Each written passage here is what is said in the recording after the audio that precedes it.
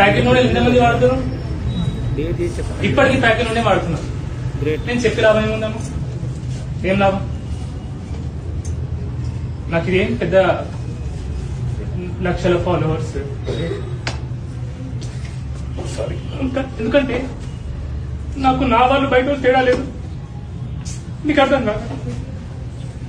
ఎవరైనా నన్ను నిజంగా ప్రేమిస్తే, నన్ను నా మాట మీద విలువ ఉంటే, అదేమంటేరా రేపటి నుంచి రిఫైన్డ్ ఆయిల్ బంద్ పెట్టండి.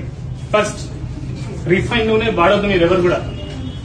ఒకటి, చక్కెర వాడకండి, షుగర్ వాడకండి దయచేసి ప్లీజ్. మీకు చిన్న చిన్న పిల్లలు ఉన్నారు, ప్రేమిస్తారు కదా స్కూల్కి వెళ్ళే పిల్లలు. చాక్లెట్లు, బిస్కెట్లు, చిప్స్, ఫోన్ లో చేతితో ఫోన్ ఇచ్చేసి అక్కడే. నేను ఎందుకు కొనుక్కుంటున్నామా ఇవన్నీ? ఓకే, సో దయచేసి క్యాన్సర్ ఇలాంటి రోగాలు మనకు రావద్దంటే మళ్ళీ చెప్తా, నాకు సిగ్గు లేదు, మీకు బుద్ధి లేదు. చెప్పినా కూడా అది చేస్తారు. ఓకే, గానుగ నూనె వాడండి, నెయ్యి వాడండి.